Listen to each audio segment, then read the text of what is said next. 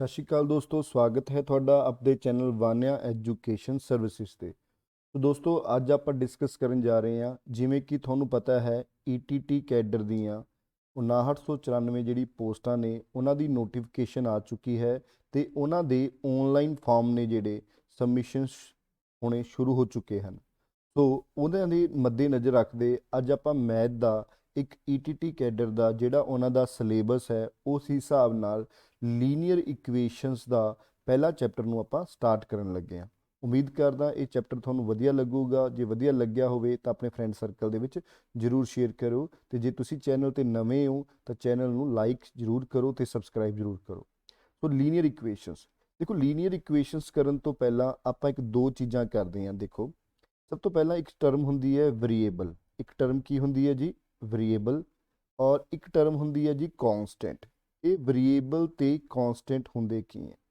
Constant ਉਹ ਚੀਜ਼ ਹੁੰਦੀ ਹੈ ਜਿਸ ਦੀ ਵੈਲਿਊ ਹਮੇਸ਼ਾ ਫਿਕਸ ਹੁੰਦੀ ਹੈ, ਔਰ ਵੇਰੀਏਬਲ ਜਿਹਦੀ ਵੈਲਿਊ ਚੇਂਜ ਹੁੰਦੀ ਰਹਿੰਦੀ ਹੈ, ਯਾਨੀ ਜਿਹਦੀ ਵੈਲਿਊ ਸਾਨੂੰ ਪਤਾ ਨਹੀਂ ਹੁੰਦੀ।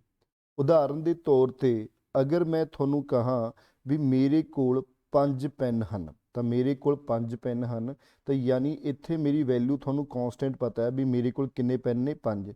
ਤੁਸੀਂ ਮੈਨੂੰ ਚਾਹੇ ਇੱਥੇ ਪੁੱਛੋ, ਚਾਹੇ ਤੁਸੀਂ ਕਿਸੇ ਥਾਂ ਤੇ ਜਦੋਂ ਮਰਜ਼ੀ ਪੁੱਛੋ, ਮੇਰੇ ਕੋਲ 5 ਪੈਨ ਹੋਣਗੇ। ਜੇ ਮੈਂ ਤੁਹਾਨੂੰ ਕਹਿਦਾ ਮੇਰੇ ਕੋਲ ਕੁਝ ਪੈਨ ਹਨ, ਤੇ ਕੁਝ ਪੈਨ ਉਹ ਕੁਝ ਵੀ ਹੋ ਸਕਦੇ ਨੇ, ਯਾਨੀ ਉਹ 5 ਵੀ ਹੋ ਸਕਦੇ ਨੇ, 10 ਵੀ ਹੋ ਸਕਦੇ ਨੇ, 20 ਵੀ ਹੋ ਸਕਦੇ ਨੇ, 100 ਵੀ ਹੋ ਸਕਦੇ ਨੇ। ਜਦੋਂ ਤੁਹਾਨੂੰ ਨਹੀਂ ਪਤਾ ਤਾਂ ਉੱਥੇ ਅਸੀਂ ਵੇਰੀਏਬਲ ਲੈਟ ਕਰਦੇ ਹਾਂ। ਤੇ ਮੇਰੇ ਕੋਲ x ਪੈਨ ਨੇ, x ਵੀ ਹੋ ਸਕਦੇ ਨੇ, y ਵੀ ਹੋ ਸਕਦੇ ਨੇ, ਕੁਝ ਵੀ ਵੇਰੀਏਬਲਸ ਨੇ, ਅਲੱਗ-ਅਲੱਗ ਵੇਰੀਏਬਲ ਨੇ। ਸੋ ਵੇਰੀਏਬਲ ਜਿਹਦੀ ਵੈਲਿਊ ਪਤਾ ਨਾ ਹੋਵੇ ਉੱਥੇ ਅਸੀਂ ਵੇਰੀਏਬਲ ਲੈਟ ਕਰਦੇ ਹਾਂ। ਹੁਣ ਇਹ ਵੇਰੀਏਬਲਸ ਦੀਆਂ ਪਾਵਰਸ ਹੁੰਦੀਆਂ ਨੇ। ਜੇ ਮੰਨ ਲਓ ਇਸ ਵੇਰੀਏਬਲ ਦੀ ਹਾਈਐਸਟ ਪਾਵਰ 1 ਹੋਵੇ ਤਾਂ ਉਸ ਨੂੰ ਆਪਾਂ ਕਹਿ ਦਿੰਦੇ ਹਾਂ ਵੀ ਉਹ ਕਿਹੜੀ ਇਕੁਏਸ਼ਨ ਹੈ ਬੱਚੇ? ਲੀਨੀਅਰ ਇਕੁਏਸ਼ਨ ਹੈ, ਜਿਹਦੇ ਵਿੱਚ ਵੇਰੀਏਬਲ ਦੀ ਹਾਈਐਸਟ ਪਾਵਰ ਕੀ ਹੋਵੇ? 1 ਹੋਵੇ, ਦੈਟ ਇਜ਼ ਲੀਨੀਅਰ ਇਕੁਏਸ਼ਨ। ਔਰ ਜਿਹਦੇ ਵਿੱਚ ਵੇਰੀਏਬਲ ਦੀ ਹਾਈਐਸਟ ਪਾਵਰ 2 ਹੋਵੇ ਉਸ ਨੂੰ ਅਸੀਂ ਕੀ ਕਹਿ ਦਿੰਦੇ ਹਾਂ ਜੀ? ਉਹ ਕੁਆਡਰੇਟਿਕ ਇਕੁਏਸ਼ਨ ਹੋਊਗੀ। ਠੀਕ ਹੈ ਜੀ। ਇਸੇ ਤਰ੍ਹਾਂ ਜਿਹਦੇ ਵਿੱਚ ਵੇਰੀਏਬਲ ਦੀ ਹਾਈਐਸਟ ਪਾਵਰ 3 ਹੋਵੇ, ਦੈਟ ਇਜ਼ ਕਾਲਡ ਆਪਾਂ ਕਿਊਬਿਕ ਇਕੁਏਸ਼ਨਸ ਕਹਿ ਦਿੰਦੇ ਹਾਂ। ਇਹ ਕਾਫੀ ਹੈ। ਇਹਨਾਂ ਸਾਰਿਆਂ ਨੂੰ ਤੁਸੀਂ ਪੋਲੀਨੋਮੀਅਲਸ ਵੀ ਕਹਿ ਸਕਦੇ ਹੋ, ਯਾਨੀ ਜਿੱਥੇ ਵੇਰੀਏਬਲ ਯੂਜ਼ ਹੋ ਜਾਂਦੇ ਨੇ ਉਸ ਨੂੰ ਅਸੀਂ ਪੋਲੀਨੋਮੀਅਲਸ ਵੀ ਕਹਿ ਦਿੰਦੇ ਹਾਂ। ਠੀਕ ਹੈ ਜੀ। ਬਹੁਪਦੀਆਂ, ਪੰਜਾਬੀ 'ਚ ਕੀ ਕਹਿ ਦਿੰਦੇ ਹਾਂ? ਉਸਨੂੰ ਬਹੁਪਦੀਆਂ। ਪਰ ਆਪਾਂ ਕੀ ਕਰਨਾ, ਬਹੁਪਦੀਆਂ ਦੇ ਵਿੱਚ ਜਿਹੜਾ ਅੱਜ ਦਾ ਚੈਪਟਰ ਹੈ ਆਪਣਾ, ਉਹ ਲੀਨੀਅਰ ਇਕੁਏਸ਼ਨ ਹੈ, ਯਾਨੀ ਕਿ ਜਿਹਦੇ ਵਿੱਚ x ਦੀ ਜਿਹੜੀ ਹਾਈਐਸਟ ਵੈਲਿਊ ਰਹੂਗੀ ਉਹ ਕੀ ਰਹੂਗੀ? 1 ਰਹੂਗੀ। That is called the linear equation. ਹੁਣ ਲੀਨੀਅਰ ਇਕੁਏਸ਼ਨ ਦੇਖੋ ਚ ਕਾਫੀ ਤਰ੍ਹਾਂ ਦੀ ਹੋ ਸਕਦੀ ਹੈ, ਜਿਵੇਂ x ਪਲੱਸ 4 ਬਰਾਬਰ ਹੈ 10, ਯਾਨੀ ਅਸੀਂ x ਦੀ ਵੈਲਿਊ ਪਤਾ ਕਰਨੀ ਹੈ। ਤਾਂ ਤੁਹਾਨੂੰ ਪਤਾ ਹੈ ਜਦੋਂ ਬਰਾਬਰ ਤੋਂ ਉੱਧਰ ਜਾਵਾਂਗੇ, ਇਹ ਪਲੱਸ ਦਾ 4 ਹੈ, ਉੱਧਰ ਜਾ ਕੇ ਕੀ ਹੋ ਜਾਊਗਾ? ਮਾਈਨਸ ਦਾ 4 ਹੋ ਜਾਊਗਾ, ਯਾਨੀ ਕਿ x ਦੀ ਵੈਲਿਊ ਕਿੰਨੀ ਆ ਗਈ? 6 ਆ ਗਈ। ਯਾਨੀ ਇਹ ਇੱਕ ਲੀਨੀਅਰ ਇਕੁਏਸ਼ਨ ਹੈ ਜਿਸ ਦੇ ਵਿੱਚ ਵੇਰੀਏਬਲ ਕੀ ਹੈ? 1 ਹੈ। ਯਾਨੀ ਤੁਸੀਂ ਇਸ ਨੂੰ ਕਹਿ ਸਕਦੇ ਹੋ ਲੀਨੀਅਰ ਇਕੁਏਸ਼ਨ ਵਿਦ 1 ਵੇਰੀਏਬਲ। ਕੀ ਕਹਿ ਦਾਂਗੇ? With 1 variable. ਠੀਕ ਹੈ, ਇਹਦੇ ਵਿੱਚ ਇੱਕ ਹੀ ਵੇਰੀਏਬਲ ਹੈ। ਕਈ ਵਾਰੀ ਇਦਾਂ ਹੁੰਦਾ ਹੈ 5x ਪਲੱਸ 4 ਬਰਾਬਰ ਹੈ 24, ਤਾਂ ਜਿਹੜਾ ਇਹ x ਦੇ ਅੱਗੇ ਲੱਗਿਆ ਹੁੰਦਾ ਹੈ ਇਸ ਨੂੰ ਅਸੀਂ ਕੋਫੀਸ਼ੀਐਂਟ ਆਫ x ਕਹਿ ਦਿੰਦੇ ਹਾਂ। ਕੀ ਕਹਿ ਦਿੰਦੇ ਹਾਂ? Coefficient of x। ਯਾਨੀ ਜੇ ਅਸੀਂ x ਦੀ ਵੈਲਿਊ ਪਤਾ ਕਰਨੀ ਹੈ ਤਾਂ ਤੁਸੀਂ ਦੇਖੋ ਇਹ 4 ਪਲੱਸ ਦਾ ਹੈ, ਉਧਰ ਜਾ ਕੇ ਕੀ ਹੋ ਜਾਊਗਾ? ਮਾਈਨਸ। ਯਾਨੀ 5x ਬਰਾਬਰ ਆ ਗਿਆ ਸਾਡੇ ਕੋਲ 20, ਤਾਂ x ਦੀ ਵੈਲਿਊ ਕਿੰਨੀ ਆ ਗਈ ਸਾਡੇ ਕੋਲ? 20 ਨੂੰ 5 ਨਾਲ ਭਾਗ ਕਰ ਦਾਂਗੇ, ਯਾਨੀ 4। ਇਹਨਾਂ ਸਾਰਿਆਂ ਦੇ ਵਿੱਚ ਦੇਖੋ ਇੱਕ ਹੀ ਵੇਰੀਏਬਲ ਯੂਜ਼ ਹੋ ਰਿਹਾ। ਕਈ ਵਾਰੀ ਕੀ ਆ ਜਾਂਦਾ? ਦੋ ਵੇਰੀਏਬਲ ਆ ਜਾਂਦੇ ਨੇ, ਜਿਵੇਂ x ਪਲੱਸ y ਦੀ ਵੈਲਿਊ ਬਰਾਬਰ 5 ਹੋ ਜਾਊਗੀ, ਯਾਨੀ ਇਹਦੇ ਵਿੱਚ ਸਾਡੇ ਦੋ ਵੇਰੀਏਬਲ ਯੂਜ਼ ਹੋਏ ਨੇ। ਇਸੇ ਤਰ੍ਹਾਂ ਅਗਰ ਮੈਂ ਕਹਿੰਦਾ x plus y plus z ਦੀ ਵੈਲਿਊ 12 ਹੈ ਆਪਣੇ ਕੋਲ, ਤਾਂ ਇਹਦੇ ਵਿੱਚ ਕਿੰਨੇ ਵੇਰੀਏਬਲ ਹੋ ਗਏ? 3 ਵੇਰੀਏਬਲ ਹੋ ਗਏ। ਯਾਨੀ ਜਿਹਦੇ 'ਚ ਸਿਰਫ x ਯੂਜ਼ ਹੋਇਆ ਉਹ ਲੀਨੀਅਰ ਇਕੁਏਸ਼ਨ ਵਿਦ 1 ਵੇਰੀਏਬਲ ਹੈ। ਇਹਦੇ ਵਿੱਚ ਦੋ ਵੇਰੀਏਬਲ ਯੂਜ਼ ਹੋਏ ਨੇ ਔਰ ਇਹਦੇ 'ਚ ਕਿੰਨੇ ਨੇ? 3 ਨੇ। ਪਰ ਆਪਣੀ ਇਕੁਏਸ਼ਨ ਦੇ ਵਿੱਚ ਸਿਰਫ ਦੋ ਵੇਰੀਏਬਲ ਤੱਕ ਦਾ ਹੀ ਆਪਾਂ ਨੂੰ ਕੁਐਸਚਨ ਆ ਸਕਦਾ। ਠੀਕ ਹੈ ਜੀ। ਹੁਣ ਜੇ ਆਪਾਂ ਗੱਲ ਕਰੀਏ ਲੀਨੀਅਰ ਇਕੁਏਸ਼ਨ ਦੇ ਗ੍ਰਾਫ ਦੀ, ਗੱਲ ਕਰੀਏ ਕਿਹਦੀ? ਲੀਨੀਅਰ ਇਕੁਏਸ਼ਨ ਦੇ ਗ੍ਰਾਫ ਦੀ। ਤਾਂ ਗ੍ਰਾਫ ਕਿਵੇਂ ਦਾ ਬਣਦਾ? ਤਾਂ ਗ੍ਰਾਫ ਬੱਚੇ ਜਿਹੜਾ ਇਹਦਾ ਬਣਦਾ ਲੀਨੀਅਰ ਇਕੁਏਸ਼ਨ ਦਾ, ਉਹ ਸਟ੍ਰੇਟ ਲਾਈਨ ਦੇ ਵਿੱਚ ਬਣਦਾ। ਕਿਹਦੇ 'ਚ ਬਣਦਾ ਬੱਚੇ? ਸਟ੍ਰੇਟ ਲਾਈਨ ਦੇ ਵਿੱਚ ਬਣਦਾ। ਮੈਂ ਤੁਹਾਨੂੰ ਬਣਾ ਕੇ ਦਿਖਾ ਦਿੰਦਾ। ਜਿਵੇਂ ਮੰਨ ਲਓ ਇੱਥੇ ਲਿਖਿਆ ਹੋਇਆ x ਪਲੱਸ y ਦੀ ਵੈਲਿਊ ਆਪਣੇ ਕੋਲ 5 ਹੈ, ਤਾਂ ਆਪਾਂ ਇਹਦਾ ਗ੍ਰਾਫ ਬਣਾਉਣਾ। ਦੇਖੋ ਜਦੋਂ ਤੁਸੀਂ ਗ੍ਰਾਫ ਬਣਾਉਂਦੇ ਹੋ ਤਾਂ ਤੁਸੀਂ ਕੀ ਕਰੋਗੇ, y ਦੀ ਵੈਲਿਊ ਆਪਣੇ ਵੱਲੋਂ ਤੁਸੀਂ ਪੁੱਟ ਕਰੀ ਜਾਓ, x ਦੀ ਵੈਲਿਊ ਆਈ ਜਾਊਗੀ। ਮੰਨ ਲਓ ਤੁਸੀਂ y ਨੂੰ 0 ਪੁੱਟ ਕੀਤਾ, ਜਦੋਂ ਤੁਸੀਂ y ਨੂੰ 0 ਲਵੋਗੇ ਤਾਂ ਤੁਹਾਡੇ ਕੋਲ x ਦੀ ਵੈਲਿਊ ਕਿੰਨੀ ਆ ਗਈ, 5 ਆ ਗਈ। ਮੈਂ ਇੱਥੇ ਲਿਖ ਦਿੰਦਾ, ਜਦੋਂ ਤੁਸੀਂ y ਦੀ ਵੈਲਿਊ 0 ਲਿੱਤੀ ਤਾਂ x ਦੀ ਵੈਲਿਊ ਕਿੰਨੀ ਆਈ, ਤੁਹਾਡੇ ਕੋਲ 5 ਆ ਗਈ। ਸੇਮ ਇਸੇ ਤਰ੍ਹਾਂ ਜਦੋਂ ਤੁਸੀਂ y ਦੀ ਵੈਲਿਊ 1 ਲਿੱਤੀ ਤਾਂ x ਦੀ ਵੈਲਿਊ ਕਿੰਨੀ ਆ ਜਾਊਗੀ, 5 ਮਾਈਨਸ 1 ਕਿੰਨਾ ਆ ਜਾਊਗਾ, ਦੇਖੋ 5 ਚੋਂ 1 ਕੱਢਿਆ ਕਿੰਨਾ ਆ ਗਿਆ, 4। ਯਾਨੀ ਤੁਸੀਂ ਕਹਿ ਦੋਗੇ x ਦੀ ਵੈਲਿਊ ਕਿੰਨੀ ਆ ਜਾਊਗੀ, 4 ਆ ਜਾਊਗੀ। ਤੁਹਾਨੂੰ ਪਤਾ ਹੈ ਇਹਨਾਂ ਦੋਨਾਂ ਦਾ ਜੋੜ 5 ਹੈ। ਜੇਕਰ ਤੁਹਾਡਾ y 2 ਹੋਇਆ, ਜੇਕਰ y 2 ਹੋਇਆ ਤਾਂ ਇਹ ਕਿੰਨਾ ਹੋਊਗਾ, 3 ਹੋਊਗਾ। 3 2 5, ਯਾਨੀ x ਦੀ ਵੈਲਿਊ ਕਿੰਨੀ ਆ ਜਾਊਗੀ, 3 ਆ ਜਾਊਗੀ। ਇਸੇ ਤਰ੍ਹਾਂ ਜੇ ਮੈਂ ਤੁਹਾਨੂੰ ਕਹਿ ਦਾਂ y ਦੀ ਵੈਲਿਊ 3 ਆਈ ਹੈ, 3 y ਨੂੰ ਤੁਸੀਂ 3 ਪੁੱਟ ਕਰ ਦੋਗੇ, 3 2 5 ਹੁੰਦਾ ਤਾਂ x ਦੀ ਵੈਲਿਊ ਕਿੰਨੀ ਆਊਗੀ, 2 ਆ ਜਾਊਗੀ। ਤੁਸੀਂ ਜਿੰਨੇ ਮਰਜ਼ੀ ਲੈ ਸਕਦੇ ਹੋ। ਆਪਾਂ ਗ੍ਰਾਫ ਬਣਾਉਣਾ। ਦੇਖੋ ਗ੍ਰਾਫ ਤੁਸੀਂ ਸਾਰਿਆਂ ਨੇ ਦੇਖਿਆ ਹੋਣਾ ਵੀ ਜੇ ਤੁਸੀਂ ਇਹਦਾ ਗ੍ਰਾਫ ਬਣਾਓ ਤਾਂ ਜਿਹੜੇ ਇੱਧਰ ਟਰਮਾਂ ਹੁੰਦੀਆਂ ਨੇ x ਦੀਆਂ ਪੋਜ਼ਿਟਿਵ ਵਾਲੀਆਂ ਟਰਮਾਂ ਹੁੰਦੀਆਂ ਨੇ, ਇੱਧਰ x ਦੀਆਂ ਨੈਗੇਟਿਵ ਵਾਲੀਆਂ ਟਰਮਾਂ ਹੁੰਦੀਆਂ ਨੇ। ਇੱਧਰ y ਦੀਆਂ ਪੋਜ਼ਿਟਿਵ ਵਾਲੀ ਟਰਮਾਂ ਹੁੰਦੀਆਂ ਨੇ, ਇੱਧਰ y ਦੀਆਂ ਨੈਗੇਟਿਵ ਵਾਲੀਆਂ ਟਰਮਾਂ ਹੁੰਦੀਆਂ ਨੇ। ਇਸ ਪੁਆਇੰਟ ਨੂੰ ਅਸੀਂ 0 0 ਪੁਆਇੰਟ ਕਹਿੰਦੇ ਆ, ਜਿਸ ਨੂੰ ਅਸੀਂ ਓਰੀਜਨ ਬਿੰਦੂ, ਮੂਲ ਬਿੰਦੂ ਵੀ ਕਹਿ ਦਿੰਦੇ ਹਾਂ, ਯਾਨੀ ਕਿ ਓਰੀਜਨ। ਇਹ ਜਿਹੜੇ ਬਰਾਬਰ ਡਿਸਟੈਂਸ ਤੇ ਹੁੰਦੇ ਨੇ, x ਦੀ ਵੈਲਿਊ 1 2 3 4 5 ਜਿੱਥੇ ਮਰਜ਼ੀ ਤੱਕ ਲੈ ਲਓ। ਇੱਧਰ ਨੈਗੇਟਿਵ ਵੈਲਿਊ ਹੁੰਦੀਆਂ ਨੇ -1 -2 -3 -4। ਇਹ y ਦੀਆਂ ਉੱਪਰ ਪੋਜ਼ਿਟਿਵ ਵਾਲੀਆਂ ਵੈਲਿਊ ਹੁੰਦੀਆਂ ਨੇ, ਠੀਕ ਹੈ ਜੀ। ਆਈ ਥਿੰਕ ਸਭ ਨੂੰ ਪਤਾ ਹੋਣਾ। ਨੀਚੇ y ਦੀਆਂ ਨੈਗੇਟਿਵ ਵਾਲੀ ਵੈਲਿਊ ਹੁੰਦੀਆਂ ਨੇ, ਇਹ ਵੀ ਮੇਰੇ ਖਿਆਲ ਸਭ ਨੂੰ ਪਤਾ ਹੋਣਾ। ਹੁਣ ਦੇਖੋ x ਦੀ ਵੈਲਿਊ 5 ਹੈ ਤੇ y ਦੀ ਵੈਲਿਊ 0 ਹੈ, ਯਾਨੀ ਪਹਿਲਾਂ ਅਸੀਂ x ਨੂੰ ਪੁੱਟ ਕਰਾਂਗੇ, x ਦੀ ਵੈਲਿਊ 5 y ਦੀ ਵੈਲਿਊ 0, ਯਾਨੀ ਇੱਥੇ ਬਣ ਗਿਆ ਸਾਡਾ ਗ੍ਰਾਫ, ਠੀਕ ਹੈ ਜੀ।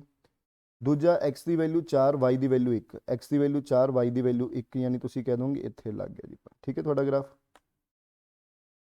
ਠੀਕ ਹੈ ਜੀ।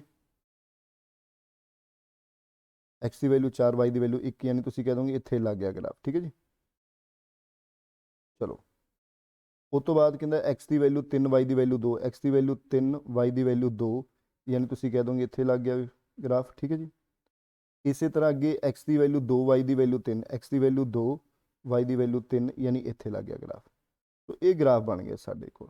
ਜੇ ਤੁਸੀਂ ਇਹਨਾਂ ਨੂੰ ਮਿਲਾਓਗੇ ਇੱਦਾਂ ਸਾਰੇ ਪੁਆਇੰਟਸ ਨੂੰ ਤਾਂ ਇਹ ਤੁਸੀਂ ਕਹਿ ਸਕਦੇ ਹੋ ਇਹ ਕੀ ਬਣ ਗਈ, ਸਾਡੇ ਕੋਲ ਇੱਕ ਸਟ੍ਰੇਟ ਲਾਈਨ ਬਣ ਗਈ। ਯਾਨੀ ਕਿ ਤੁਸੀਂ ਕਹਿ ਸਕਦੇ ਹੋ ਵੀ ਲੀਨੀਅਰ ਇਕੁਏਸ਼ਨ ਦਾ ਜਿਹੜਾ ਗ੍ਰਾਫ ਬਣਦਾ ਹੈ ਉਹ ਹਮੇਸ਼ਾ ਸਟ੍ਰੇਟ ਲਾਈਨ ਦੇ ਵਿੱਚ ਬਣਦਾ। ਕਿਹਦੇ ਲਾਈਨ 'ਚ ਬਣਦਾ ਬੱਚੇ, ਸਟ੍ਰੇਟ ਲਾਈਨ ਦੇ ਵਿੱਚ।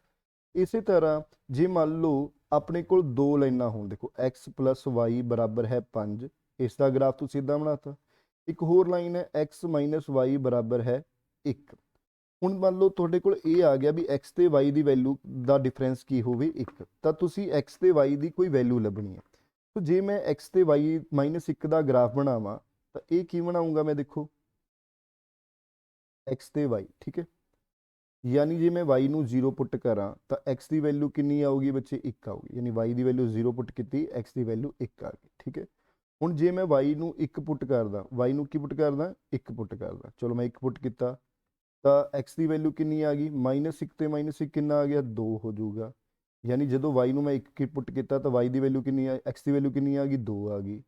ਇਸੇ ਤਰ੍ਹਾਂ ਅਗਰ y ਨੂੰ ਮੈਂ ਕੀ ਪੁੱਟ ਕਰਦਾ ਬੱਚੇ, ਦੇਖੋ y ਨੂੰ ਅਗਰ ਮੈਂ 2 ਪੁੱਟ ਕਰਦਾ ਤਾਂ ਇੱਥੇ 2 ਪੁੱਟ ਕਰਾਂਗੇ ਤਾਂ ਕੀ ਹੋ ਜਾਊਗਾ, ਮਾਈਨਸ ਦਾ 2 ਹੈ ਪਰਾਂ ਜਾ ਕੇ ਪਲੱਸ ਦਾ, ਯਾਨੀ ਕਿ y ਕਿੰਨਾ ਹੋ ਜਾਊਗਾ, 3 ਹੋ ਜਾਊਗਾ। ਇਸੇ ਤਰ੍ਹਾਂ y ਨੂੰ 3 ਪੁੱਟ ਕਰਦੇ ਹਾਂ, x ਕਿੰਨਾ ਹੋ ਜਾਊਗਾ, 4 ਹੋ ਜਾਊਗਾ। ਕਿਉਂਕਿ ਇਹਨਾਂ ਦੋਨਾਂ ਦਾ ਡਿਫਰੈਂਸ 1 ਆਉਣਾ ਚਾਹੀਦਾ। 4 ਚੋਂ 3 ਕੱਢੇ 1, 3 ਚੋਂ 2 ਕੱਢੇ 1, 2 ਚ 1 ਕੱਢੇ 1, ਠੀਕ ਹੈ। ਹੁਣ ਅਗਰ ਆਪਾਂ ਇਹਦਾ ਗ੍ਰਾਫ ਬਣਾਈਏ, x ਦੀ ਵੈਲਿਊ 1 y ਦੀ ਵੈਲਿਊ 0, ਯਾਨੀ ਇਹ ਆ ਗਿਆ, ਠੀਕ ਹੈ ਜੀ। x ਦੀ ਵੈਲਿਊ 2 y ਦੀ ਵੈਲਿਊ 1, x ਦੀ ਵੈਲਿਊ 2 y ਦੀ ਵੈਲਿਊ 1, ਯਾਨੀ ਆਹ ਗ੍ਰਾਫ ਆ ਗਿਆ। x ਦੀ ਵੈਲਿਊ 2 ਤੇ y ਦੀ ਵੈਲਿਊ 1, ਠੀਕ ਹੈ ਜੀ। x ਦੀ ਵੈਲਿਊ 2 y ਦੀ ਵੈਲਿਊ 1, ਯਾਨੀ ਇਹ ਆ ਗਿਆ। x ਦੀ ਵੈਲਿਊ 3 y ਦੀ ਵੈਲਿਊ 2, ਯਾਨੀ ਇਹ ਆ ਗਿਆ ਜੀ। ਉਸ ਤੋਂ ਬਾਅਦ x ਦੀ ਵੈਲਿਊ 4 y ਦੀ ਵੈਲਿਊ 3, x ਦੀ ਵੈਲਿਊ 4 y ਦੀ ਵੈਲਿਊ 3, ਯਾਨੀ ਕਿ ਇੱਥੇ ਬਣ ਗਿਆ ਗ੍ਰਾਫ। ਸੋ ਜੇ ਤੁਸੀਂ ਇਹਦੀ ਗ੍ਰਾਫ ਬਣਾਓ ਤਾਂ ਇਹ ਕੱਟ ਗਿਆ, ਠੀਕ ਹੈ। ਹੁਣ ਤੁਸੀਂ ਦੇਖੋ ਇਹ ਇਸ ਲਾਈਨ ਦਾ ਗ੍ਰਾਫ ਬਣ ਗਿਆ, ਇਹ ਵੀ ਕੀ ਇੱਕ ਸਟ੍ਰੇਟ ਲਾਈਨ ਹੈ। ਜਿੱਥੇ ਇਹ ਦੋਨੋਂ ਪੁਆਇੰਟ ਤੇ ਕੱਟੇ, ਯਾਨੀ ਇਹ ਕਿਹੜੇ ਪੁਆਇੰਟ ਤੋਂ ਕੱਟ ਰਹੇ ਨੇ, 3 ਤੇ 2 ਪੁਆਇੰਟ ਤੇ ਕੱਟ ਰਹੇ ਨੇ, ਇਹ ਇਹਨਾਂ ਦਾ ਕੀ ਹੋ ਗਿਆ, ਸੋਲੂਸ਼ਨ ਹੋ ਗਿਆ। ਯਾਨੀ x + y = 5 ਇਸ ਇਕੁਏਸ਼ਨ ਦਾ ਤੇ x - y ਦਾ ਇਹ ਇੱਕ ਵੈਲਿਊ ਹੋ ਗਈ, ਯਾਨੀ ਜਿਹੜਾ ਇਹਨਾਂ ਦੋਨਾਂ ਇਕੁਏਸ਼ਨਸ ਨੂੰ ਸੈਟੀਸਫਾਈ ਕਰਦੇ ਆ। ਯਾਨੀ ਜਿਸ ਪੁਆਇੰਟ ਤੇ ਦੋਨੋਂ ਲਾਈਨਾਂ ਕੱਟਦੀਆਂ ਨੇ ਉਸ ਨੂੰ ਆਪਾਂ ਕੀ ਕਹਿ ਦਿੰਦੇ ਆ ਵੀ ਉਹ ਕੀ ਹੈ, x ਤੇ y ਦਾ ਸੋਲੂਸ਼ਨ ਹੈ। ਜਿੰਨੇ ਪੁਆਇੰਟਸ ਦੇ ਉੱਪਰ ਕੱਟਣਗੇ ਉਨੇ ਸੋਲੂਸ਼ਨ ਹੋਣਗੇ। ਜਿਵੇਂ ਇਹ ਦੋਨੋਂ ਲਾਈਨਾਂ ਇੱਕ ਪੁਆਇੰਟ ਦੇ ਉੱਪਰ ਹੀ ਕੱਟ ਰਹੀਆਂ ਨੇ, ਇਸ ਲਈ ਆਪਾਂ ਕਹਿ ਸਕਦੇ ਹਾਂ ਇਸ ਇਕੁਏਸ਼ਨ ਦਾ ਇੱਕੋ ਹੀ ਸੋਲੂਸ਼ਨ ਹੈ। ਇਸ ਇਕੁਏਸ਼ਨ ਦਾ ਕੀ ਹੈ ਬੱਚੇ, ਇੱਕੋ ਹੀ ਸੋਲੂਸ਼ਨ ਹੈ। ਉਮੀਦ ਕਰਦਾ ਸਮਝ ਆਇਆ ਹੋਊਗਾ। ਉਸ ਤੋਂ ਬਾਅਦ ਬੱਚੇ ਇਹਦੇ ਵਿੱਚ ਜਿਹੜੇ ਕੁਐਸਚਨਸ ਬਣਦੇ ਨੇ ਵੀ ਇਸ ਇਕੁਏਸ਼ਨ ਦੇ ਕਿੰਨੇ ਸੋਲੂਸ਼ਨ ਹੋਣਗੇ। ਠੀਕ ਹੈ, ਦੇਖੋ ਜੀ ਯਾਦ ਰੱਖਣਾ ਹੈ, ਜਦੋਂ ਦੋਨੋਂ ਲਾਈਨਾਂ ਕੱਟਣਗੀਆਂ ਉਦੋਂ ਸੋਲੂਸ਼ਨ ਬਣਨਗੇ। ਹੁਣ ਜਿਵੇਂ ਤੁਹਾਡੇ ਕੋਲ ਇੱਕ ਜਨਰਲ ਫਾਰਮੂਲਾ ਆ ਜਾਂਦਾ ਹੈ, a1x + b1y = c1, a2x + b2y = c2। ਠੀਕ ਹੈ ਜੀ। ਹੁਣ ਦੇਖੋ ਜੇ ਮੈਂ ਕੋਫੀਸ਼ੀਐਂਟ ਲਵਾਂ, ਇੱਥੇ x ਦਾ ਕੋਫੀਸ਼ੀਐਂਟ ਕੀ ਹੈ, a1/a2, ਇਹਦਾ ਬਰਾਬਰ ਹੈ ਇੱਧਰ b1/b2। ਅਗਰ ਇਹ ਦੋਨੋਂ ਕੋਫੀਸ਼ੀਐਂਟ ਬਰਾਬਰ ਨਹੀਂ ਹੁੰਦੇ ਤਾਂ ਅਸੀਂ ਇਹ ਕਹਿ ਸਕਦੇ ਹਾਂ equation has a unique solution, ਯਾਨੀ ਕਿ ਉਸ ਇਕੁਏਸ਼ਨ ਦਾ ਇੱਕੋ ਹੀ ਸੋਲੂਸ਼ਨ ਹੈ, ਯਾਨੀ ਸਮੀਕਰਨ ਦਾ ਇੱਕ ਹੀ ਹੱਲ ਹੈ, ਇੱਕੋ ਹੀ ਹੱਲ ਹੈ। ਯਾਨੀ ਇੱਕੋ ਹੱਲ ਕਦੋਂ ਹੋਊਗਾ, ਯਾਨੀ ਜਦੋਂ ਉਹ ਦੋਨੋਂ ਲਾਈਨਾਂ ਕਿਸੇ ਇੱਕ ਪੁਆਇੰਟ ਦੇ ਉੱਪਰ ਕੱਟਦੀਆਂ ਹੋਣਗੀਆਂ, ਇੱਕੋ ਪੁਆਇੰਟ ਦੇ ਉੱਪਰ ਕੱਟਣਗੀਆਂ ਤਾਂ ਹੀ ਇੱਕੋ ਹੱਲ ਹੋਊਗਾ। ਯਾਨੀ ਜੇ ਤੁਹਾਨੂੰ ਕੋਈ ਲਾਈਨਸ ਦਾ ਨੇਚਰ ਪੁੱਛੇ ਤਾਂ ਤੁਸੀਂ ਇਹ ਕਹਿ ਸਕਦੇ ਹੋ ਲਾਈਨਸ ਆਰ ਇੰਟਰਸੈਕਟਿੰਗ, ਵੀ ਉਹ ਲਾਈਨਾਂ ਆਪਸ ਦੇ ਵਿੱਚ ਕੀ ਹੋਣਗੀਆਂ, ਕਾਟਵੀਆਂ ਰੇਖਾਵਾਂ ਹੋਣਗੀਆਂ। ਕਿਹੜੀਆਂ ਰੇਖਾਵਾਂ ਹੋਣਗੀਆਂ, ਕਾਟਵੀਆਂ ਰੇਖਾਵਾਂ ਹੋਣਗੀਆਂ। ਠੀਕ ਹੈ ਜੀ। ਬਟ ਅਗਰ ਦੂਜੀ ਕੰਡੀਸ਼ਨ ਦੇਖੀਏ, ਅਗਰ ਉਹ ਕਹਿ ਦੇਣ a1/a2 b1/b2 ਦੇ ਇਕੁਅਲ ਹੈਗਾ ਪਰ c1 c2 ਦੇ ਇਕੁਅਲ ਨਹੀਂ ਹੈ, ਤਿੰਨੋਂ ਇਕੁਅਲ ਨੇ, ਜੇ ਤਿੰਨੋਂ ਇਕੁਅਲ ਨੇ ਤਾਂ ਆਪਾਂ ਇਹ ਕਹਿ ਦਾਂਗੇ ਇਕੁਏਸ਼ਨ ਹੈਜ਼ ਇਨਫਾਈਨਾਈਟ ਮੈਨੀ ਸੋਲੂਸ਼ਨ, ਯਾਨੀ ਕਿ ਇਸ ਇਕੁਏਸ਼ਨ ਦੇ ਬਹੁਤ ਸਾਰੇ ਸੋਲੂਸ਼ਨ ਨੇ, ਬੇਅੰਤ ਯਾਨੀ ਅਨੰਤ ਹੱਲ ਹਨ। ਅਨੰਤ ਹੱਲ ਦੇਖੋ ਆਪਾਂ ਨੇ ਕੀ ਪੜ੍ਹਿਆ, ਇੱਕ ਹੱਲ ਕਦੋਂ ਪੋਸੀਬਲ ਹੈ, ਜਦੋਂ ਉਹ ਦੋਨੋਂ ਰੇਖਾਵਾਂ ਕਿਸੇ ਇੱਕ ਪੁਆਇੰਟ ਤੇ ਕੱਟਦੀਆਂ। ਅਨੰਤ ਹੱਲ ਮਤਲਬ ਕਿ ਉਹ ਲਾਈਨਾਂ ਕੱਟਦੀਆਂ ਹੀ ਜਾ ਰਹੀਆਂ ਨੇ, ਯਾਨੀ ਇੱਕ ਦੇ ਉੱਪਰ ਇੱਕ ਲਾਈਨ ਹੈ, ਯਾਨੀ ਬਾਰ-ਬਾਰ ਕੱਟਦੀਆਂ ਜਾ ਰਹੀਆਂ ਨੇ, ਇੱਕ ਦੇ ਉੱਪਰ ਇੱਕ ਲਾਈਨ ਨੇ। ਠੀਕ ਹੈ, ਸੋ ਆਪਾਂ ਕਹਿ ਦਾਂਗੇ ਇਕੁਏਸ਼ਨ ਹੈ ਲਾਈਨਸ ਆਰ ਕੋਇਨਸਾਈਡਸ, ਲਾਈਨਸ ਆਰ ਕੋਇਨਸਾਈਡਸ, ਵੀ ਯਾਨੀ ਕਿ ਉਹ ਲਾਈਨਾਂ ਕੱਟਦੀਆਂ ਜਾ ਰਹੀਆਂ ਨੇ, ਯਾਨੀ ਉਹ ਲਾਈਨਾਂ ਕਿਹੜੀਆਂ ਨੇ, ਸੰਪਾਤੀ ਰੇਖਾਵਾਂ ਨੇ। ਕਿਹੜੀ ਰੇਖਾਵਾਂ ਨੇ ਜੀ, ਸੰਪਾਤੀ ਰੇਖਾਵਾਂ। ਪੰਜਾਬੀ 'ਚ ਕੀ ਕਹਿ ਦਾਂਗੇ ਉਹਨਾਂ ਨੂੰ, ਵੀ ਉਹ ਰੇਖਾਵਾਂ ਜਿਹੜੀਆਂ ਹੈਗੀਆਂ ਨੇ, ਉਹ ਲਾਈਨਾਂ ਜਿਹੜੀਆਂ ਹੈਗੀਆਂ ਨੇ ਆਪਸ ਦੇ ਵਿੱਚ ਸੰਪਾਤੀ ਹੋਣਗੀਆਂ। ਸੰਪਾਤੀ ਦਾ ਮਤਲਬ ਕੋਇਨਸਾਈਡ, ਯਾਨੀ ਇੱਕ ਦੇ ਉੱਪਰ ਇੱਕ ਲਾਈਨ ਹੋਊਗੀ। ਤੀਜੀ ਕੰਡੀਸ਼ਨ ਇਹਦੇ ਵਿੱਚ ਇਹ ਕਹਿ ਸਕਦੇ ਹੋ ਵੀ ਜੇਕਰ a1/a2 b1/b2 ਦੇ ਇਕੁਅਲ ਤਾਂ ਆ ਜਾਂਦੀ ਹੈ ਪਰ c1 c2 ਦੇ ਇਕੁਅਲ ਨਹੀਂ ਆਉਂਦੀ, ਤਾਂ ਤੁਸੀਂ ਕਹਿ ਸਕਦੇ ਹੋ equation has a no solution, ਯਾਨੀ ਕਿ ਸਮੀਕਰਨ ਦਾ ਕੋਈ ਹੱਲ ਨਹੀਂ ਹੈ। ਸਮੀਕਰਨ ਦਾ ਕੋਈ ਹੱਲ ਨਹੀਂ ਹੈ। ਕੋਈ ਹੱਲ ਨਹੀਂ ਹੈ, ਇਹ ਕਦੋਂ ਹੋਊਗਾ, ਦੇਖੋ ਹੱਲ ਤਾਂ ਹੋਊਗਾ ਜਦੋਂ ਉਹ ਰੇਖਾਵਾਂ ਕੱਟਦੀਆਂ ਹੋਣਗੀਆਂ। ਕੋਈ ਹੱਲ ਨਹੀਂ ਮਤਲਬ ਉਹ ਲਾਈਨਾਂ ਕਦੇ ਵੀ ਆਪਸ ਦੇ ਵਿੱਚ ਕੱਟਣਗੀਆਂ ਨਹੀਂ, ਯਾਨੀ ਕਿ ਲਾਈਨਸ ਆਰ ਪੈਰਲਲ ਹੋਣਗੀਆਂ। ਉਹ ਲਾਈਨਾਂ ਆਪਸ ਦੇ ਵਿੱਚ ਕੀ ਹੋਣਗੀਆਂ ਬੱਚਿਓ, ਪੈਰਲਲ ਹੋਣਗੀਆਂ, ਯਾਨੀ ਕਿ ਉਹ ਲਾਈਨਾਂ ਆਪਸ ਦੇ ਵਿੱਚ ਸਮਾਂਤਰ ਹੋਣਗੀਆਂ। ਦੇਖੋ ਜੀ ਇਸ ਦੇ ਵਿੱਚ ਤੁਹਾਨੂੰ ਕੁਐਸਚਨ ਜਿਹੜਾ ਬਣਨ ਦੇ ਚਾਂਸਿਸ ਨੇ ਉਹ ਇਹਨਾਂ ਉੱਪਰ ਹੀ ਬਣਨਗੇ ਵੀ ਲਾਈਨ ਦੇ ਇਕੁਏਸ਼ਨ ਦੇ ਯੂਨੀਕ ਸੋਲੂਸ਼ਨ ਹੈ, ਮੈਨੀ ਸੋਲੂਸ਼ਨ ਹੈ, ਕਿੰਨੇ ਸੋਲੂਸ਼ਨ ਨੇ, ਯਾਨੀ ਇਸ ਇਕੁਏਸ਼ਨ ਦੇ ਉੱਪਰ ਹੀ ਤੁਹਾਨੂੰ ਇਹ ਕੁਐਸਚਨਸ ਬਣਨਗੇ। ਉਮੀਦ ਕਰਦਾ ਇਹ ਛੋਟਾ ਜਿਹਾ ਸਮਝ ਆ ਗਿਆ ਹੋਣਾ ਤੁਹਾਨੂੰ। ਅੱਗੇ ਚੱਲਦੇ ਹਾਂ। ਇੱਕ ਚੀਜ਼ ਤੁਹਾਨੂੰ ਹੋਰ ਸਮਝਾਉਣੀ ਸੀ ਗ੍ਰਾਫ ਦੇ ਵਿੱਚ। ਕਈ ਵਾਰੀ ਦੇਖੋ ਬੱਚੇ ਇਹ ਆਪਣੇ ਕੋਲ ਗ੍ਰਾਫ ਹੈ, ਇਹ ਆਪਾਂ ਪੜ੍ਹਿਆ ਇਹ ਐਕਸ ਐਕਸਿਸ ਹੈ, ਇਹ -x ਹੈ, ਇਹ y ਹੈ, ਇੱਥੇ ਕੀ ਹੈ -y ਹੈ, ਇਹ 0 0 ਹੈ। ਅਗਰ ਤੁਹਾਡੇ ਕੋਲ ਕੋਈ ਲਿਖਿਆ ਜਾਵੇ ਵੀ x ਇਜ਼ ਇਕੁਅਲ ਟੂ 4 ਹੈ। ਇਸ ਗ੍ਰਾਫ ਨੂੰ ਤੁਸੀਂ ਡਰਾ ਕਰੋ। x 4 ਯਾਨੀ ਸਾਡਾ ਇੱਥੇ ਕੁ ਨੂੰ ਹੋ ਗਿਆ, ਜਾਨੀ ਮੰਨ ਲਓ 1 2 3 ਇਹ 4। ਇਹਨੂੰ ਡਰਾ ਕਰਨਾ ਹੈ ਤਾਂ ਤੁਸੀਂ ਇਹ ਸਿੱਧੀ ਲਾਈਨ ਬਣਾ ਦੋਗੇ, ਠੀਕ ਹੈ, ਇਸ ਤਰੀਕੇ ਨਾਲ।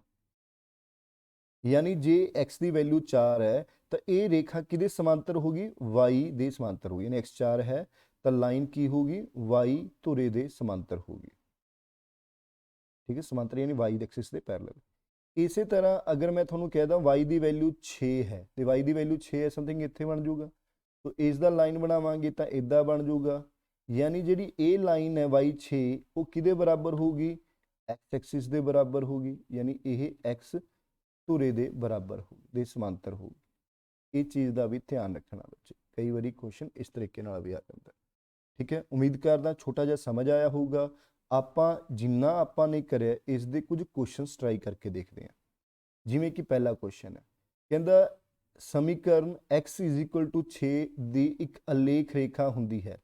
ਜੇ ਤੁਸੀਂ x = 6 ਬਣਾਓਗੇ ਬੱਚੇ, x = 6 यानी x एक्सिस है, ये माइनस x एक्सिस है, ये y positive minus y, x 6 यानी इत्थे किनू होगा, यदि रेखा बनाओगे तो किहदे समांतर होगी बच्चे, ये y धुरे दे समांतर होगी। यानी इस क्वेश्चन का जिहड़ा सही आंसर आऊगा इस दे समांतर होगी, y धुरे दे समांतर होगी। इसे तरह x = x -9 होया तां भी देखो जे x -9 होया तां भी की होगा, x -9 तुहाडा की होगा, देखो जे यानी -9 इधर ਨੂੰ ਹੋ ਜਾਊਗਾ। तो ਇਹਦਾ भी ग्राफ बनाओगे ਤਾਂ भी ਇਹ ਕਿਹਦੇ पैरेलल होगी बच्चे, y ਧੁਰੇ ਦੇ ही समांतर होगी। यानी इसका आंसर की आऊगा, बी ऑप्शन आ जाऊगा, ठीक है जी। y = 10 है जी, जे थोड़ा y = 10 है बच्चेओ तो y = 10 यानी इत्थे होगा समथिंग, ये किहदे पैरेलल हो जाऊगा, थोड़े x ਧੁਰੇ ਦੇ समांतर होगा। तो यानी कि इस क्वेश्चन का आंसर की है, y ਧੁਰੇ ਦੇ समांतर होगा, x ਧੁਰੇ समांतर, ठीक है।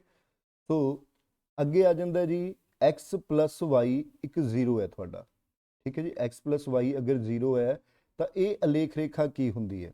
हुण थोड़ा देखो x भी 0 तो y भी 0, हुण दोनों नूं जोड़ के 0 कदों आऊगा बच्चे, जदों दोनों की होणगे 0 0, ठीक है जी। ਹੁਣ ਇਹ ਦੋਨੋਂ 0 0 ਹੋਣਗੇ ਤਾਂ ਯਾਨੀ ਕਿ ਇਹ ਤਾਂ ਹੀ ਪੋਸੀਬਲ ਹੈ ਜਦੋਂ ਇਹ ਕਿਹਦੇ ਵਿੱਚੋਂ ਲੰਘਦੀ ਹੋਗੀ, ਮੂਲ ਬਿੰਦੂ ਦੇ ਵਿੱਚੋਂ ਲੰਘਦੀ ਹੋਗੀ। ਯਾਨੀ ਇਸ ਕੁਐਸਚਨ ਦਾ ਆਨਸਰ ਕੀ ਆਊਗਾ ਵੀ x + y ਜਿਹੜੀ ਲਾਈਨ ਹੋਗੀ ਇਹ ਕਿਹਦੇ ਵਿੱਚੋਂ ਲੰਘਦੀ ਹੋਗੀ, ਮੂਲ ਬਿੰਦੂ ਦੇ ਵਿੱਚੋਂ ਲੰਘਦੀ ਹੋਗੀ, ਠੀਕ ਹੈ ਜੀ। तो ਅੱਗੇ ਚੱਲਦੇ ਹਾਂ ਬੱਚੇ। ਹੁਣ ਕਹਿੰਦਾ ਜੇਕਰ ਦੋ ਰੇਖੀ ਸਮੀਕਰਨਾਂ ਅਲੇਖ ਨੂੰ ਇੱਕ ਦੂਜੇ ਤੇ ਕੱਟਣ ਤਾਂ ਸਮੀਕਰਨ ਦਾ ਕੀ ਹੱਲ ਹੋਊਗਾ। यानी जी दो लाइनां ने वो जेकर आपस दे विच कट्टण, ठीक है, एक बिंदु के उपर कट्टण, तो एक बिंदु के उपर कट्टण तो समीकरण के किन्ने हल होणगे बच्चे, एक हल होगा। ये तुहानूं दस्सिया सी जदों कट्टणगियां तो की होऊगा, एक हल होऊगा समीकरण का, ठीक है जी। दोनों लाइनां जदों एक पॉइंट ते कट्टण, जदों कहंदा दो रेखी समीकरण, ये तक हो गया सी अपना, जदों दो रेखी समीकरण अलेख समांतर होवे तो मतलब की है, यानी कि एक दूजे ਦੇ ਨਾ ਕੱਟਦੀਆਂ ਹੋਣ। ਜੇ ਨਾ ਕੱਟਦੀਆਂ ਹੋਣਗੀਆਂ ਤਾਂ ਇਹਦਾ ਮਤਲਬ ਸਮੀਕਰਨ ਦਾ ਕੋਈ ਹੱਲ ਨਹੀਂ ਹੋਊਗਾ। ਉਸਨੇ ਕਿਹਾ ਦੋ ਰੇਖੀ ਸਮੀਕਰਨਾਂ ਦਾ ਅਲੇਖ ਸਮਾਂਤਰ ਹੋਵੇ ਤਾਂ ਸਮੀਕਰਨ ਦੀ ਪ੍ਰਣਾਲੀ ਦਾ ਕੀ ਹੱਲ ਹੁੰਦਾ, ਤਾਂ ਸਮੀਕਰਨ ਦਾ ਜੇ ਸਮਾਂਤਰ ਹੋਊਗਾ ਤਾਂ ਯਾਨੀ ਕੱਟਣਗੀਆਂ ਨਹੀਂ, ਜੇ ਕੱਟਣਗੀਆਂ ਨਹੀਂ ਤਾਂ ਮਤਲਬ ਕੋਈ ਹੱਲ ਨਹੀਂ ਹੋਏਗਾ। ਇਸੇ ਤਰ੍ਹਾਂ ਕਹਿੰਦਾ ਜੇ ਦੋ ਰੇਖਾਵਾਂ ਸੰਪਾਤੀ ਹੋਣ ਤਾਂ ਸਮੀਕਰਨ ਪ੍ਰਣਾਲੀ ਦਾ ਕੀ ਹੱਲ ਹੁੰਦਾ ਹੈ। ਹੁਣ ਸੰਪਾਤੀ मतलब एक लाइन जा रही है, उसे दे उपर एक लाइन फिर दोबारा जा रही है, यानी बार बार कटदियां जा रही ने। एक बार कटदी है तो एक हल हुंदा है, वार वार कट्टण तो अनंत हल होणगे। किन्ने हल होणगे बच्चे, अनंत हल होणगे, ठीक है जी। तो अगे चलते हैं। कहंदा एक समीकरण है a1x b1y = c1, a2x + b2y = है c2 ਦਾ ਇੱਕੋ ਹੱਲ ਹੋਵੇਗਾ। ਕਦੋਂ ਇੱਕੋ ਹੱਲ ਹੋਵੇਗਾ ਬੱਚੇ, ਉਹਦੇ ਲਈ ਆਪਾਂ ਕੀ ਕੰਡੀਸ਼ਨ ਪੜ੍ਹੀ ਹੈ ਵੀ ਜੇਕਰ ਸਾਡਾ a1/a2 b1/b2 ਦੇ ਬਰਾਬਰ ਸਾਡਾ ਨਾ ਹੋਵੇ ਤਾਂ ਅਸੀਂ ਕਹਿ ਦਾਂਗੇ ਇਕੁਏਸ਼ਨ ਦਾ ਕੀ ਹੈ, ਕੋਈ ਹੱਲ ਇੱਕੋ ਹੱਲ ਹੋਊਗਾ। ਯਾਨੀ ਇਹਦੇ ਵਿੱਚ ਤੁਸੀਂ a ਆਪਸ਼ਨ ਵੀ ਲਗਾ ਸਕਦੇ ਹੋ। c1 c2 ਬਰਾਬਰ ਹੋਵੇ ਜਾਂ ਨਾ ਹੋਵੇ ਉਹਦਾ ਫਰਕ ਨਹੀਂ ਪੈਂਦਾ, ਬਟ a1/a2 b1 b2 ਦੇ ਬਰਾਬਰ ਨਹੀਂ ਹੋਣਾ ਚਾਹੀਦਾ। ਇਸੇ ਤਰ੍ਹਾਂ ਸਾਡਾ ਕਹਿੰਦਾ ਕੋਈ ਹੱਲ ਨਹੀਂ ਹੋਵੇਗਾ। ਜਦੋਂ ਕੋਈ ਹੱਲ ਨਹੀਂ ਹੋਊਗਾ ਬੱਚੇ, ਉਹਦੇ ਵਿੱਚ ਕੀ ਹੋਊਗਾ ਤੁਹਾਡਾ a1 a2 b1 b2 ਦੇ ਬਰਾਬਰ ਤਾਂ ਆ ਜਾਊਗਾ, ਬਟ c1 c2 ਦੇ ਬਰਾਬਰ ਨਹੀਂ ਆਵੇਗਾ। a1 a2 b1 b2 ਦੇ ਬਰਾਬਰ ਆ ਗਿਆ, ਪਰ c1 c2 ਦੇ ਬਰਾਬਰ ਨਹੀਂ ਆਇਆ, ਤਾਂ ਆਪਾਂ ਕਹਿ ਦਾਂਗੇ ਸਮੀਕਰਨ ਦਾ ਕੋਈ ਹੱਲ ਨਹੀਂ ਹੋਊਗਾ, ਕਿਉਂਕਿ ਲਾਈਨਾਂ ਕੀ ਹੋਣਗੀਆਂ, ਸਮਾਂਤਰ ਹੋਣਗੀਆਂ। ਇਸੇ ਤਰ੍ਹਾਂ ਅਨੰਤ ਹੱਲ ਦੇ ਵਿੱਚ ਅਸੀਂ ਪੜ੍ਹਿਆ ਸੀ ਵੀ a1 upon a2 b1 upon b2 ਦੇ ਤਾਂ ਬਰਾਬਰ ਆ ਗਿਆ, ਪਰ c1 c2 ਦੇ ਵੀ ਬਰਾਬਰ ਆ ਗਿਆ, ਯਾਨੀ ਤਿੰਨੋਂ ਹੀ ਬਰਾਬਰ ਆ ਜਾਣਗੇ।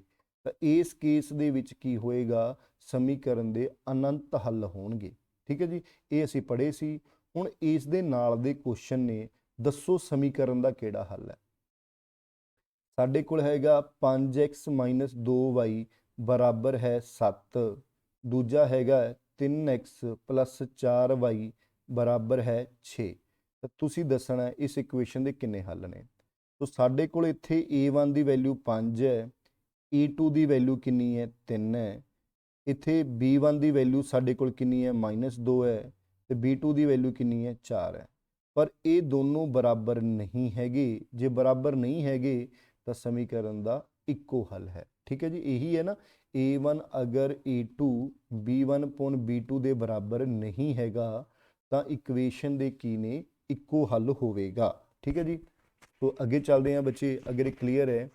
तो ਅੱਗੇ ਕਹਿੰਦਾ ਸਮੀਕਰਨ ਹੈਗੀ ਸਾਡੇ ਕੋਲ x - 2y ਬਰਾਬਰ ਹੈ 4, 3x - 6y ਬਰਾਬਰ ਹੈ 11। ਠੀਕ ਹੈ, ਤਾਂ ਇਕੁਏਸ਼ਨ ਦਾ ਕਿਹੜਾ ਹੱਲ ਹੋਊਗਾ। ਇੱਥੇ ਜੇ ਅਸੀਂ ਦੇਖੀਏ ਤਾਂ a1 ਦੀ ਵੈਲਿਊ 1 ਹੈ, a2 ਦੀ ਵੈਲਿਊ 3 ਹੈ। ਸੇਮ b1 ਦੀ ਵੈਲਿਊ 2 ਹੈ ਤੇ b2 ਦੀ ਵੈਲਿਊ ਕਿੰਨੀ ਹੈ, -6। c1 ਦੀ ਵੈਲਿਊ 4 ਹੈ, ਇੱਥੇ ਕਿੰਨੀ ਹੈ, 11। ਤੁਸੀਂ ਦੇਖੋ ਬੱਚੇ, ਇਹ ਤਾਂ ਬਰਾਬਰ ਹੀ ਆ ਗਏ, 1/3 1/3 ਹੋ ਗਏ, ਪਰ ਇਹ ਬਰਾਬਰ ਨਹੀਂ ਹੈਗੇ, ਯਾਨੀ 1/3 ਬਰਾਬਰ 1/3 ਆ ਗਿਆ, ਪਰ c1 c2 ਦੇ ਬਰਾਬਰ ਨਹੀਂ ਹੈਗਾ। ਤਾਂ ਇਹ ਕਿਹੜੀ ਕੰਡੀਸ਼ਨ ਹੋਗੀ, ਜਿਸ ਦੇ ਵਿੱਚ a1 upon a2 b1 upon b2 ਦੇ ਬਰਾਬਰ ਆ ਜੇ, ਪਰ c1 c2 ਦੇ ਬਰਾਬਰ ਨਾ ਆਵੇ। ਤਾਂ ਉਸ ਦੇ ਵਿੱਚ ਅਸੀਂ ਕਿਹਾ ਸੀ ਇਕੁਏਸ਼ਨ ਦਾ ਕੋਈ ਹੱਲ ਨਹੀਂ ਹੋਵੇਗਾ। ਤਾਂ ਇਸ ਕੁਐਸਚਨ ਦਾ ਆਨਸਰ ਕੀ ਆਊਗਾ, ਇਕੁਏਸ਼ਨ ਦਾ ਕੋਈ ਹੱਲ ਨਹੀਂ ਹੈ। ਸੇਮ ਅੱਗੇ ਹੈ ਜੀ, x + y ਬਰਾਬਰ ਹੈ 2, 3x + 3y ਬਰਾਬਰ ਹੈ 6। ਤਾਂ ਇਕੁਏਸ਼ਨ ਦਾ ਕਿਹੜਾ ਹੱਲ ਹੋਊਗਾ। a1 ਦੀ ਵੈਲਿਊ 1 ਹੈ, a2 ਦੀ ਵੈਲਿਊ 3 ਹੈ, ਇੱਥੇ 1 ਹੈ ਤੇ ਇੱਧਰ b1 ਵੈਲਿਊ 3 ਹੈ। ਠੀਕ ਹੈ ਜੀ, c1 ਦੀ ਵੈਲਿਊ 2 ਹੈ ਤੇ ਇੱਥੇ ਕਿੰਨੀ ਹੈ, 6 ਹੈ, ਤਾਂ ਕੱਟ ਕੇ ਇਹ ਵੀ 1/3 ਆ ਗਿਆ। ਯਾਨੀ ਜੇ ਤਿੰਨੋਂ ਹੀ ਬਰਾਬਰ ਆ ਗਏ ਤਾਂ ਸਾਡੇ ਕੋਲ ਕਿਹੜੀ ਇਕੁਏਸ਼ਨ ਹੋਊਗੀ ਬੱਚਿਓ, ਇਕੁਏਸ਼ਨ ਹੈਜ਼ ਆ ਇਨਫਾਈਨਾਈਟ ਮੈਨੀ ਸੋਲੂਸ਼ਨ, ਯਾਨੀ ਕਿ ਸਮੀਕਰਨ ਦੇ ਅਨੰਤ ਹੱਲ ਹੋਣਗੇ। ਉਮੀਦ ਕਰਦਾ ਸਭ ਨੂੰ ਸਮਝ ਆ ਰਿਹਾ ਹੋਊਗਾ ਬੱਚੇ। ਇਹਦੇ ਨਾਲ ਦੇ ਹੀ ਕੁਐਸਚਨਸ ਆਉਣਗੇ। ਜੇ ਤੁਹਾਡੇ ਚੋਂ ਕੋਈ ਵੀ ਬੱਚਾ ਨਵਾਂ ਹੈ ਸਾਡੇ ਚੈਨਲ ਤੇ, ਤਾਂ ਸਾਡੇ ਚੈਨਲ ਨੂੰ ਸਬਸਕ੍ਰਾਈਬ ਜ਼ਰੂਰ ਕਰੋ ਤੇ ਆਪਣੇ ਦੋਸਤਾਂ ਦੇ ਵਿੱਚ ਬੱਚੇ ਸ਼ੇਅਰ ਜ਼ਰੂਰ ਕਰੋ, ਤਾਂ ਕਿ ਤੁਹਾਡੇ ਫਰੈਂਡ ਸਰਕਲ ਨੂੰ ਵੀ ਕੋਈ ਵਧੀਆ ਚੀਜ਼ ਦੇਖਣ ਨੂੰ ਮਿਲੇ ਤੇ ਉਹ ਵੀ ਇਸ ਚੀਜ਼ ਦਾ ਲਾਭ ਚੱਕ ਸਕਣ। ਠੀਕ ਹੈ, ਤੇ ਸਾਡਾ ਵੀ ਚੈਨਲ ਗਰੋ ਹੋਵੇ। ਸੋ ਅੱਗੇ ਚੱਲਦੇ ਹਾਂ ਬੱਚੇ। ਹੁਣ ਕਹਿੰਦਾ ਜੀ ਦੱਸੋ ਜੀ, x - y ਬਰਾਬਰ ਹੈ 6, 3x + 5y ਬਰਾਬਰ ਹੈ 8। ਤਾਂ ਲਾਈਨਾਂ ਦੱਸਣੀਆਂ ਕਿਹੜੀਆਂ ਬਣਨਗੀਆਂ। ਤਾਂ ਪਹਿਲਾ a1 1 ਹੈ, ਇਹਦੀ ਵੈਲਿਊ 3 ਹੈ, ਇਹ -1 ਹੈ ਤੇ ਇਹ 5 ਹੈ ਜੀ। ਇਹ ਦੋਨੋਂ ਬਰਾਬਰ ਨਹੀਂ ਆਏ। ਜੇ ਬਰਾਬਰ ਨਹੀਂ ਆਏ ਤਾਂ ਸਮੀਕਰਨ ਦਾ ਇੱਕੋ ਹੱਲ ਹੋਊਗਾ। ਜੇ ਇੱਕੋ ਹੱਲ ਹੋਊਗਾ ਯਾਨੀ ਕਿ ਉਹ ਕੀ ਲੈਣਾ, ਕੀ ਹੋਣਗੀਆਂ, ਆਪਸ 'ਚ ਅਸੰਗਤ ਹੋਣਗੀਆਂ। ਠੀਕ ਹੈ, ਤਾਂ ਮੇਰੇ ਖਿਆਲ ਨਾਲ ਸਮਝ ਆ ਗਿਆ ਨਾ। ਤਾਂ ਮਤਲਬ ਕਾਟਵੀਆਂ ਰੇਖਾਵਾਂ ਹੋਣਗੀਆਂ। ਇੱਕ ਵਾਰੀ ਦੇਖ ਲਓ ਉਹਨੂੰ ਸੰਗਤ ਕਹਿੰਦੇ ਜਾਂ ਸੰਗਤ ਕਹਿੰਦੇ ਆ। ਠੀਕ ਹੈ ਜੀ, ਓਕੇ ਜੀ, ਚਲੋ ਸੰਗਤ ਹੀ ਕਹਿੰਦੇ, ਸੰਗਤ ਮਤਲਬ ਕੱਟਣਾ। ਸੋ ਨੈਕਸਟ ਕੁਐਸਚਨ ਵੱਲ ਚੱਲਦੇ ਹਾਂ। ਇਹ ਤਾਂ ਸੌਖੇ ਨੇ। ਸੋ ਇਹ ਕੁਐਸਚਨ ਆ ਜਾਂਦਾ ਹੈ, ਕਹਿੰਦਾ k ਦਾ ਉਹ ਮਾਨ ਪਤਾ ਕਰੋ ਜਿਸ ਦੇ ਲਈ ਸਮੀਕਰਨ ਕੀ ਹੈ, x - 2y ਬਰਾਬਰ ਹੈ 5, kx - 3x - 15। ਇਕੁਏਸ਼ਨ ਦੇ ਕੀ ਹੋਣ, ਸਮੀਕਰਨ ਦੇ ਅਨੰਤ ਹੱਲ ਹੋਣ। ਅਨੰਤ ਯਾਨੀ ਕਿ ਇਨਫਾਈਨਾਈਟ ਮੈਨੀ ਸੋਲੂਸ਼ਨ। ਅਨੰਤ ਹੱਲ ਲਈ ਆਪਣੇ ਕੋਲ ਕੰਡੀਸ਼ਨ ਹੈ a1 upon a2 b1 upon b2 ਦੇ ਹੋਵੇ ਤੇ c1 upon c2 ਦੇ ਹੋਵੇ। ਠੀਕ ਹੈ ਜੀ, ਇੱਥੇ ਦੇਖਾਂਗੇ ਯਾਨੀ 1/k ਬਰਾਬਰ ਹੋਣਾ ਚਾਹੀਦਾ ਹੈ -2/-3 ਦੇ ਤੇ 5/-15 ਦੇ। ਠੀਕ ਹੈ ਜੀ, ਆਈ ਥਿੰਕ ਕਲੀਅਰ ਹੈ ਜੀ ਸਭ ਨੂੰ। ਤਾਂ ਇਹ ਤਿੰਨੋਂ ਬਰਾਬਰ ਹੋਣੇ ਚਾਹੀਦੇ ਨੇ। ਇੱਥੇ ਮੇਰੇ ਖਿਆਲ ਨਾਲ 5/15 ਹੀ ਆਊਗਾ।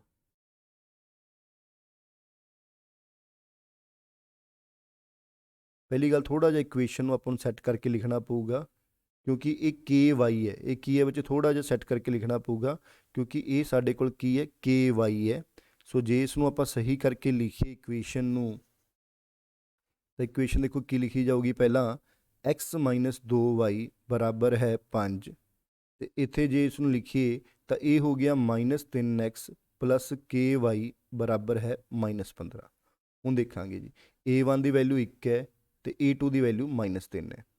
ਬਰਾਬਰ ਹੋਣਾ ਚਾਹੀਦਾ ਇਹ -2/k, ਅਤੇ ਇੱਥੇ ਕਿੰਨਾ ਹੈ 5/-15।